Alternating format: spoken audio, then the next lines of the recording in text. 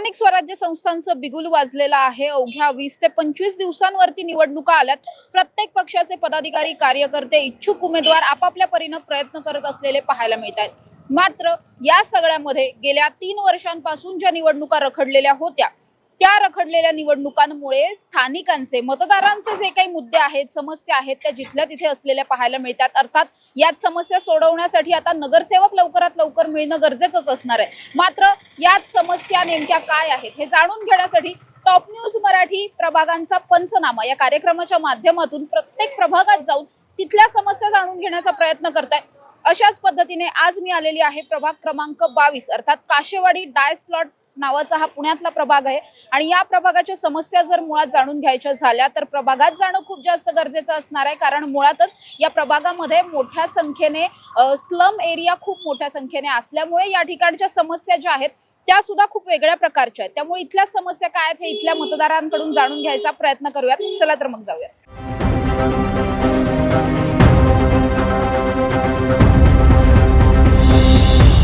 काशेवाडी मधल्या मतदारांकडून त्यांच्या समस्या जाणून घेणार आहोत। आजोबा किती वर्ष इथे राहताय?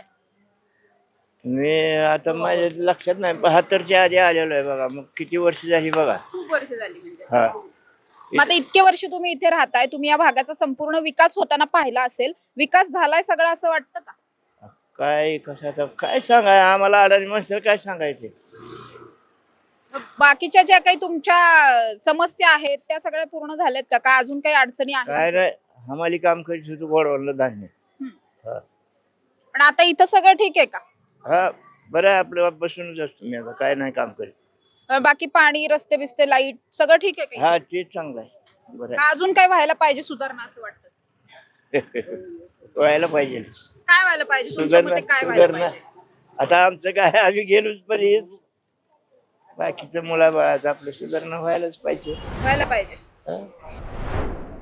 काय नेमक्या समस्या वाटतात या संपूर्ण एरियाच्या? कारण तुम्ही इतके वर्ष इथे राहत असाल आणि स्लम एरिया मोठ्या प्रमाणात असल्यामुळे समस्या पण वेगळ्या असणार आहेत आणि आव्हानं पण असणार आहेत।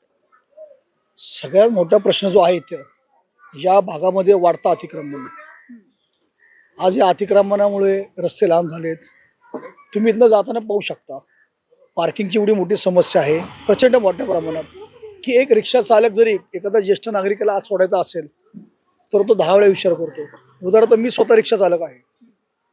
कधी कधी स्टँडला आम्ही असतो, लोक दवाखान्यात येतात की दादा आज सोडा रे, ठीक आहे, आता परिचित लोक असतात, आपल्याला ओळखतात, आपण त्यांना सोडतो। पण आतमध्ये जाताना प्रचंड एवढा त्रास होतो की लोक ऐकत नाही। मग थोडासा ओळखीचा असं रिक्षाला की त्याला जरा मदत काय, जाऊ द्या आपल्या इथली गाडी।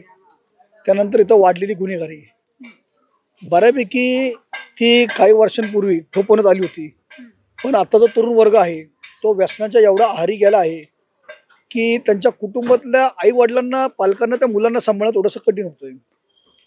उदाहरणार्थ इथं आता व्यसनाला अधीन झालेले MD, गांजा, काही छोटं मोठं झालं कुठंतरी तोडफोड करणे वाहनांची, हे प्रश्न भेडसावत होते।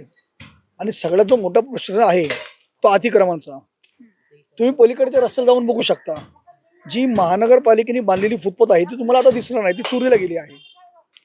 त्या ठिकाणी एखादं विरुंगळा बांधायचं, त्या विरुंगळाला एखाद्या महापुरुषाचं नाव द्यायचं का, की बाबा या भागामध्ये सगळे मागासवर्गीय लोक राहतात, त्यांच्या भावना कोणाकडे आहे? महापुरुषांकडे। मग त्या महापुरुषांचा वापर करायचा आणि त्या विरुंगळाला नाव द्यायचं आणि ते अतिक्रमण करायचं आणि तिथे एखादी व्यायामशाळा उघडायची महापुरुषांना आणि ती भाड्याने द्यायची। मग त्याचं मासिक मानधन काय असेल 300-400 रुपये ते घेतात। मला काय म्हणायचं आहे, तुम्ही एवढ्या प्रॉपर्ट्या घेतल्यात, ज्यांनी कोणी बांधलं अतिक्रमण, तुम्ही एखादी समाजाला दान का करत नाही? आम्ही आदर्श घेऊ, आम्ही तुमचं कौतुक करू, आम्ही तुम्हाला शुभेच्छा देऊ की बाबा समाजासाठी तुम्ही एवढं मोठं योगदान केलं, पण तसं करत नाही। तिथे काहीतरी भाडेकरू ठेवायचा, एखादा गुजराती जैन समाज माणूस किंवा एखादा पटेल किंवा आणखीन कोणी परप्रांतीय असेल त्यांना ठेवायचं आणि मग तो स्वतःचा प्रॉपर्टीचा भाग भाड्याने द्यायचा। असं शेवटी प्रॉपर्टी त्यांची म्हणल्यावर वैयक्तिक मालकी त्यांची, तो त्यांचा वैयक्तिक प्रश्न आहे। पण मुळामध्ये मला काय म्हणायचं आहे की या भागामध्ये खेळायला मुलांना ग्राउंड कमी, एकच स्टेडियम जे आहे कैलासवासी अरुण कुमार जनरल कुमार वैद्य स्टेडियम, तर तिथं संध्याकाळी मुलांना खेळायला मिळतं थोड्याफार प्रमाणामध्ये। तेवढं एक स्टेडियम सोडलं तर या भागामध्ये मैदान नाहीये, मुलं रस्त्यावर घालतात. मग रस्त्यावर अतिक्रमण झाल्यामुळं काय झालंय की त्या फुटपाथवरची मुलं खेळायची, बसायची किंवा जे काय ज्येष्ठ नागरिक बसायचे ते आता दिसत नाहीये. तर हे कुठेतरी थांबलं पाहिजे. मग आता जे कोणी नगरसेवक या ठिकाणी निवडून येतील त्यांनी पहिलं कुठलं काम हाती घ्यायला पाहिजे असं वाटतं तुम्हाला? मी तर मला बऱ्याच जणांचे फोन येतात, ते भेटतात, ते मला म्हणतात ते बाबा तू आम्हाला मदत कर वगैरे. मी त्यांना एकच सांगितलं, मी मदत करेल, पण तुम्ही तसं स्टॅम्प पेपरवर लिहून द्यायचं की तुम्ही सगळ्यात आल्या प्रथम हा अतिक्रमणाचा वेळ का सोडवताल, ही काशेवाडी अतिक्रमण मुक्त करताल. या संदर्भात मी माननीय केंद्रीय मंत्री मुरली अण्णा मोहोळ यांना 3 वेळा निवेदन दिलेले आहेत. जो त्यांचा खासदार संपर्क अभियान असेल, जेदे कॉलेज असेल किंवा मग फातिमा नगर असेल, आता गेले 15 दिवसापूर्वी अपोलो थिएटर बसले ते स्थानिक लोकप्रतिनिधी गणेश बिडकर, त्यांनी त्यांच्या इथं तो कार्यक्रम ठेवला होता. मी त्या कार्यक्रमात भेटलो त्यांना आणि मी त्यांना कागदोपत्री पुरावे दिलेत. हे अतिक्रमण होत असताना थांबवलं पाहिजे. क्षेत्रीय कार्यालयात बऱ्याचदा माझ्या तक्रारी आहेत, पण काय होतं, अधिकारी काय म्हणतात ते की आम्ही कारवाई करू, पण आमच्या पाठीशी कोणतरी थांबलं पाहिजे ठाम. शेवटी वैतागून काही अधिकारी घाबरून त्यांनी पळवाट काढली, बदली करून घेतली. कारण आम्ही वारंवार जाऊन बसतो की मला लिहून द्या, तुम्ही कारवाई का करत नाहीये. त्यानंतर जो प्रकार झाला आता मध्यंतरी 15 दिवसापूर्वी खासदारांसमोर, मी त्यांना निवेदन दिलं. खासदार साहेबांचं म्हणणं आहे की राहुल, हा तुझा आणि त्याचा वाद आहे. मी ज्या लोकप्रतिनिधी तक्रार केली, ज्यांनी बांधलं अतिक्रमण, तर ते म्हणतात तुझं फुटपाथ माझ्या मालकीची नाहीये, मी भाड्याने घेतली नाही किंवा मी भाड्याने दिलेली नाहीये किंवा मी अतिक्रमण केलेलं नाही किंवा माझं कुठलं अधिकृत कार्यालय नाहीये.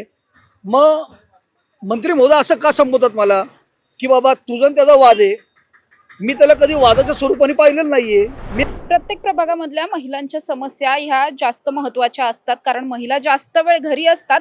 आजी, या परिसरात किती दिवस राहताय तुम्ही? किती वर्षांपासून राहता? 36 वर्ष. आता काय समस्या वाटतात इथे महिला म्हणून? समस्या काय आता, समस्या आहे सगळ्या इकडे. तरी उदाहरण म्हणून काय? इथं म्हणजे एकदम कमी दाबाने आणि थोड्या वेळच असते. बाकी लाईट वगैरे आहे व्यवस्थित. लाईट बिल खूप येतंय पण. खूप येतं. बाकी आहे व्यवस्थित.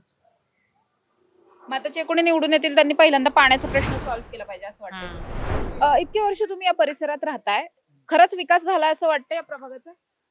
विकास तर मला तर नाही वाटत की विकास झाला आहे, पण त्या पद्धतीत जसं म्हणावं असं कामच होत नाही लोकांची. आणि ही जी समस्या आहे तर हे मला नाही वाटत जरी कोणी नगरसेवक इथनं पुढे जर निवडून आलं तर करतील म्हणून, असं जाणवत नाही. आणि काय समस्या वाटतात? मूळ समस्या म्हणजे कसं, सगळ्यात महत्वाचे म्हणजे शौचालयाचे विषय असतात आणि पाण्याचे विषय असतात, दररोजच्या दररोज कचऱ्याचे विषय वगैरे असतात. पण काय आता आपण तरी काय करू शकतो त्या गोष्टीला? शासनाच्या ज्या योजना त्या पद्धतीत राबवल्या जात नाही तर आपण काय करणार?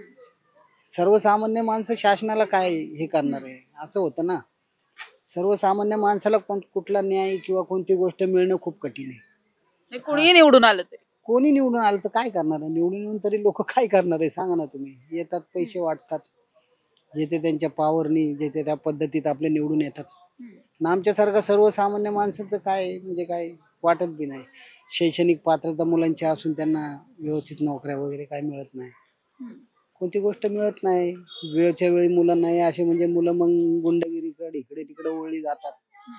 या पद्धतीत मुलांच्या बी समस्या आहे. यंग मुलं असतात, शिकून पडलेली आहेत, त्यांना नोकऱ्या नाही आहेत. काय मुलं अशीच गुन्हेगारी क्षेत्रात जाऊन त्यांचं आयुष्य बर्बाद होऊन जातं. असं बी होतं ना. कधी नगरसेवक असे नाही म्हणत की बाबा चला की आम्ही ह्यांना नोकरी लावते. कसं आहे आता खाजगीकरण झाल्यामुळं मुलांना बी कामं काय त्या पद्धतीत म्हणावं अशी मिळत नाही. मुलांना कामं मिळाली पाहिजे. यंग मुलं आहेत, जर त्यांना कामं मिळाली तर घरची लोक सुखी समाधानी राहतील ना थोडंफार, किंवा गुंतली जातील मुलं. कामात गुंतले झाल्यामुळे मग ते गुन्हेगारी करणार नाही मुलं. असा विषय आहे. सगळ्यात मोठी समस्या म्हणजे यंग मुलांची समस्या आहे. आपण म्हणतो मुलं हे करतात ते करतात, तुम्हाला सिक्युरिटी पाहिजे हे ते. सिक्युरिटी देण्याच्या अगोदरच त्यांना काम धंद्याला इथं व्यवस्थित हे गव्हर्नमेंट किंवा जे सरकार किंवा काय असतं थोडंफार प्रायव्हेट लिमिटेड इथे तिथे जर ह्या नगरसेवकांनी ह्या लोकांनी जर कामं पाहिली त्या मुलांना तर म्हणजे त्यांनाही समाधान मिळेल ना. त्यांच्या घरच्यांना समाधान, तो गुन्हेगारी क्षेत्राकडे तो वर्ग वळणार नाही. मला तर असं वाटतं. बरोबर. मग आता जे कोणी निवडून येतील त्यांनी पहिलं काम कुठलं हाती घ्यायला पाहिजे? माझ्या मतानुसार त्यांनी जे हो का टेंडर वगैरे तर सगळेच भरत असतात, कारण त्यातनं त्यांना त्या पद्धतीत पैसे वगैरे मिळत असतात, त्या पद्धतीत त्यांची टक्केवारी असती. महानगरपालिकांना बी हे लोक सगळ्या शासनाच्या पद्धतीत ते लोक त्यांना ते हाताखाली घेऊन हे तर काम कोणी करतं, संडास बाथरूम हे ते त्या गोष्टी सगळेच करणार हो, कारण त्यांना त्या माध्यमातून काहीतरी मिळत असतं. पण आमच्यासारख्या माणसांनी जर सामान्य आवाज उठवला की 4 दिवसांनी आमच्या घरी लोक येतील बघा, हे का रे बाबा तू असा का बोलला, त्यांना अशी का पोच दिली, म्हणजे आमच्यासारखा माणूस दबूनच राहणार हो सर्वसामान्य माणूस. आज माझ्या घरात बी शिकलेली मुलं आहे, डबल ग्रॅज्युएशन आहे, माझी मुलं शिकलेली हे ते, पण कसं आता शिक्षता शिकता घर चालवणं त्यातनं आणि त्यांना काय उपलब्धता नाही मिळत, त्यांना म्हणावं असं सहकार्य होत नाही कुठनं. आणि त्यातल्या त्यात कसं असतं माहितीये का, आपल्यासारख्या सर्वसामान्य माणसाला कोण विचारत नाही असं मला जाणवतं जिथं जाईल तिथं. तुम्हाला कसं वाटतं ते? असं विषय बरोबर बरोबर. आहे ना. सर्वसामान्य माणूस सर्वसामान्यच राहिलेला आहे. म्हणजे अगदी या परिसरात जर आपण बघितलं तर समोर घर आहे आणि घराच्या समोर हा कचरा अक्षरशः उकिरडा आहे. इतकं घाण पाणी या ठिकाणी साचलेलं आहे. मच्छर खूप होत असतील, भटके कुत्रे खूप मोठ्या प्रमाणात आहेत. मात्र या सगळ्याचं नियोजन नेमकं कोण लावणार हा प्रश्न अनेक वर्षांपासून तसाच आहे. म्हणजे निवडणुका झाल्या काय नाही झाल्या काय, तुम्हाला काय वाटतं बाबा, काय काय व्हायला पाहिजे विकास? विकास म्हणजे पाणी आणि नळाचं पाण्याचा प्रॉब्लेम आहे. पाणी कधी येतं कधी येत नाही, पाणी कधी उशिरा येतं, रातच्या 12ला 1ला, तो पण बाया माणसं भांडी वगैरे घासत असतात. पाण्याची बरोबर नाही. मध्ये सांगितलं होतं त्यांना, नगरसेवक आता निवडणूक आहे ना, त्यांना कळवलं म्हणलं आमचं पाण्याचं काहीतरी प्रॉब्लेम आहे, तेवढं करून घ्या. आता तिथं पाईपलाईन आहे समोर, तिथं वर बाथरूम आहे, त्या बाथरूमचं घाण पाणी त्या पाण्याच्या त्या पाईपावर येतं, ते पाणी त्या पाईपाद्वारे जातं, त्याच्यातून ते पाण्याचा वापर करायला म्हणजे ते एकदम घाणेरडंच पाणी. तर ते सुद्धा आता तिथं पाणी भरायचं बंद करून टाकलंय, त्याचं पाईपलाईन आहे. म्हणजे इतकं म्हणजे प्रॉब्लेम आहे लोकांचं. पण आता जे कोणी निवडून येतील ते तरी तुमची ही कामं करतील असं वाटतं का? करतील लास्टच्या आता काय बाकीचं काय, आता आपण ऐकून घ्यायचं, पण त्यांना ती कळव कानावर घातलं. परवा इथं मिटिंग झाली की बापू कांबळे वगैरे असे आहेत ना का उमेदवार, त्यांना सांगितलं आम्ही म्हणलं असं आता आमचा इथं प्रॉब्लेम आहे, ठीक आहे म्हणजे आम्ही दूर करून टाकू, काहीतरी करू म्हणजे. सध्या तरी अपेक्षा करण्याशिवाय दुसरा काय पर्याय दुसरं काय पर्याय नाही, फक्त अपेक्षावरती ठेवलं. आता बघू आता काय करतो आता ते. आता या भागामध्ये पाणी आलेलं आहे. काकू किती वाजता पाणी येतं दररोज साहजिक? 2ला येतं, कधी 3ला येतं, रात्रीच्या? हे दुपारी दुपारच्या? हा. मग रात्रीचं कसं कसं येतं की रात्री पण येतं. मग तुम्ही रात्री उठून पाणी भरता? हा करतो की आता. मग अजून काय वाटतं तुम्हाला, महिला म्हणून या भागामध्ये काय काय व्हायला पाहिजे असं वाटतं तुमच्या? पाण्याची सोय दिलाय, पाण्याची सोय दिली पाहिजे ना, पाण्याचा त्रास आहे म्हणल्यावरती. बाकी आणखी काही गोष्टी तुम्हाला वाटतं की अजून काय व्हायला पाहिजे? काय नाही, इकडे राहतो आम्ही, आम्ही एक 1-2 वर्ष झालं आम्ही इकडे राहतो, नाही तर आतमध्येच आहे आम्ही राहिला. इकडं थोडा दिवस आहे, आता पुढचा महिनाच आहे इथं आम्ही. सगळं काय आता काय कारण असतील ते आतमध्येच. आता इथं काय, इथं फक्त पाण्याचा त्रास आहे. काका काय समस्या वाटतं तिथे? ते बस रस्त्याची समस्या आहे, जागोजागी खड्डे पडलेले आहे, ते लवकर दुरुस्त होत नाही, ते लवकर व्हायला पाहिजे. आणखीन काय वाटतं वेगळं काय, किंवा विकास झालाय असं वाटतं का या प्रभागात? विकास तर झाला नाही अजून, येणार आमचा हे विकास होणार, पहिल्यासारखं झाला नाही. पण यावेळेस जे कोणी निवडून येतील ते करतील असं वाटतं? हो, बरं, मग जे कोणी निवडून येतील त्यांनी पहिलं कुठलं तुमचं काम करायला पाहिजे असं वाटतं तुम्हाला? ते तर आमचं न सांगता सर्व काम करणार आहे, पण ते हेच अडचण दूर करणार. आमची समस्या आहे अतिक्रम वगैरे जे आहे तेच. तेवढं झालं तरी बस. दादा काय समस्या वाटतात सध्या या भागात?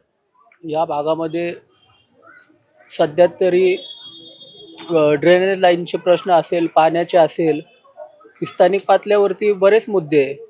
पण आता नागरिकांना पण असं वाटतंय की आपल्या वस्तीतला नगरसेवक हवा आहे. गेली 8 वर्ष इकडं बाहेरचे नगरसेवक असल्यामुळे काशिवडी भागात सगळ्यांनी दुर्लक्ष केलं, त्यांचं कामही काही प्रभागात नव्हतं. त्यामुळे आता जनतेची पण मागणी आहे का वस्तीतलाच माणूस हवा आहे आपल्याला. मग आता जे कोणी निवडून येतील त्यांनी पहिलं कुठलं तुमचं काम केलं पाहिजे असं वाटतं?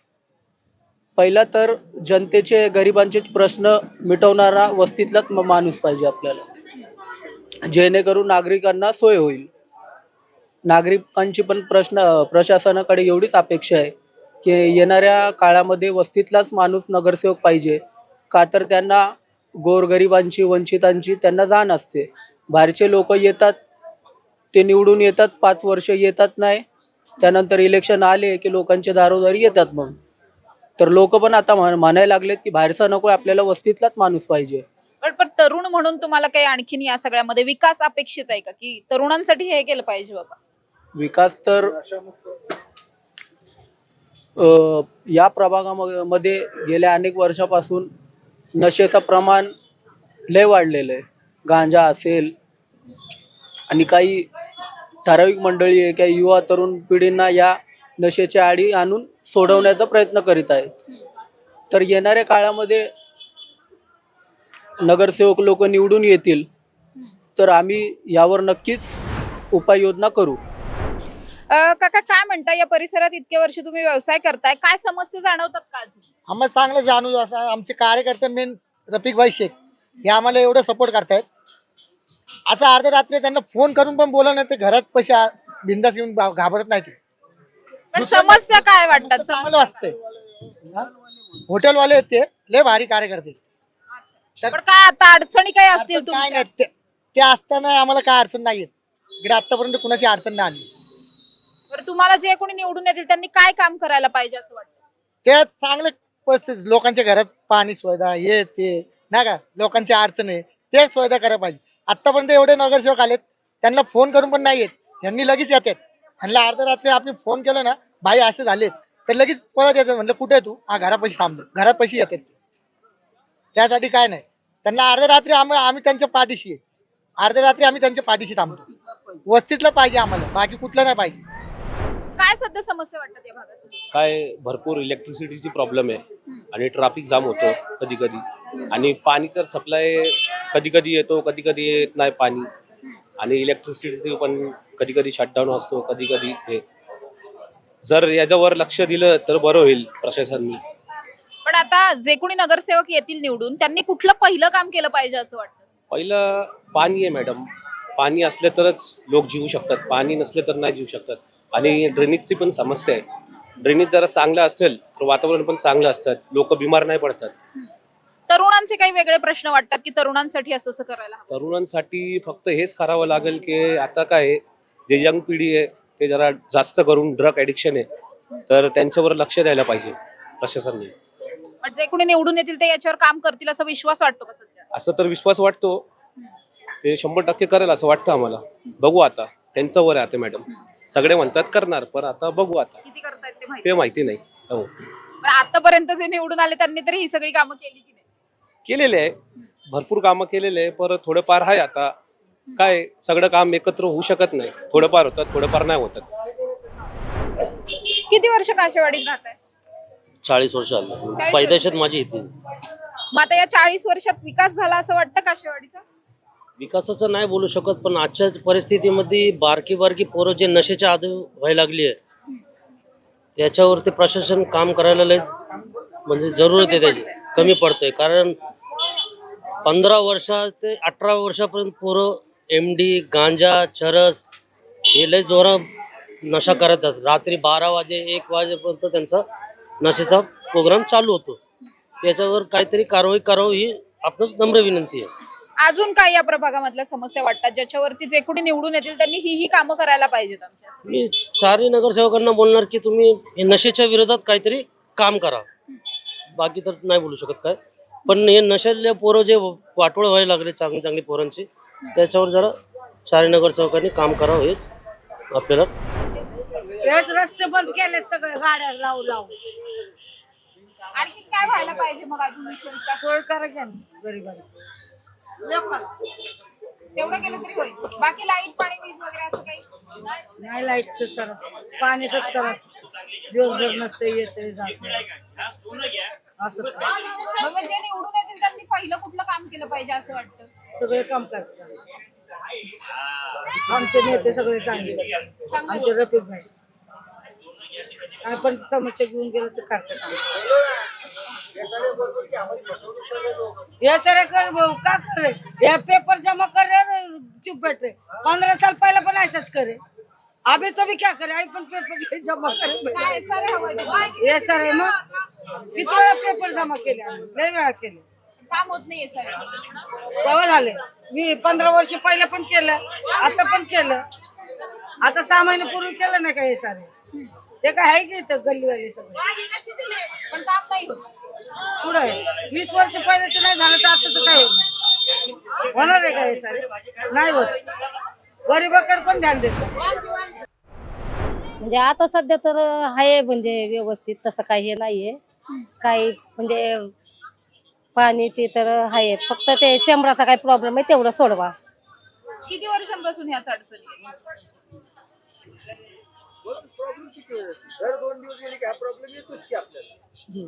चेंबराचा येतो बाकी काही नाही व्यवस्थित मग महिला म्हणून आणखीन काही प्रश्न आहेत का ज्याच्यावरती काम झालं पाहिजे महिलांसाठी वाटतं? नाही तसं काय नाही तसं काय नाही काय दादा सध्या समस्या आहेत इथे तरुणांसाठी काय करायला पाहिजे वगैरे असं वाटतं? तर काहीच होत नाही कुठला नगरसेवक झाकत नाही काय होतच नाही इथं किती वर्ष झालं असंच आहे असं आता बघायला गेलो लहानपणापासून? लहानपणापासून बघतोय जसे इलेक्शन आले तसे नगरसेवक घरोघरी येतात त्याच्यानंतर कोणीच येत नाही छोटासा बी काम असन खोदायचं तर अख्खे रोडच बंद करून टाकतात तर माणसांना त्रास द्यायचं काम फक्त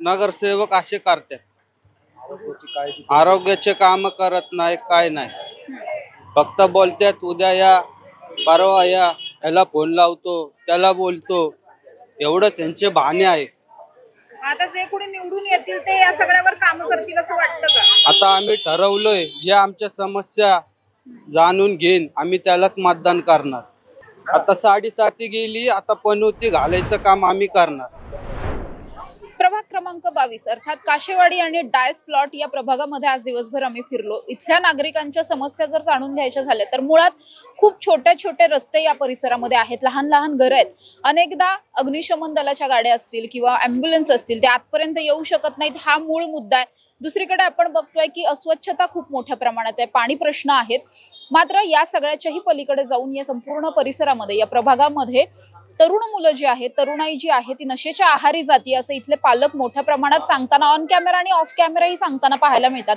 त्यामुळे जे कोणी निवडून येतील त्यांनी आमच्या या मूळ मुद्द्यांवरती आणि आमची पुढची पिढी चांगली करण्यासाठी आता जे काही नशेच्या आहारी तरुण चाललेत त्यांना वाचवण्यासाठी प्रयत्न करायला पाहिजेत असं सांगताना इथले मतदार आपल्याला पाहायला मिळतात त्यामुळे अर्थात या प्रभागामध्ये नेमकं काय होणार कुणाची सत्ता येणार कोण निवडून येणार हे सगळं पाहण्यासाठी आपल्याला 15 तारखेची 16 तारखेची वाट पाहावी लागणार आहे त्याचबरोबर अशाच पद्धतीने आणखी वेगवेगळ्या प्रभागांमध्ये तिथल्या नेमक्या समस्या काय आहेत हे जाणून घेण्यासाठी टॉप न्यूज मराठी तुमच्या प्रभागापर्यंत पोहोचवण्याचा सुद्धा प्रयत्न करणार आहे कॅमेरा पर्सन शिवाजी साळुंखेंसह समृद्धी जाधव टॉप न्यूज मराठी पुणे तुमची car electric panel data server आगीपासून सुरक्षित आहे का नाही मग आजच बसवा F protect temperature activated fire suppression device यामध्ये आहे eco friendly non toxic pressurised liquid जे आग लागल्यास क्षणार्धात ऍक्टिव्हेट होऊन आगीवरती मिळवते नियंत्रण बसवण्यास अतिशय सोपे आणि सुटसुटीत टेकालिपचे एक दर्जेदार उत्पादन एफ प्रोटेक्ट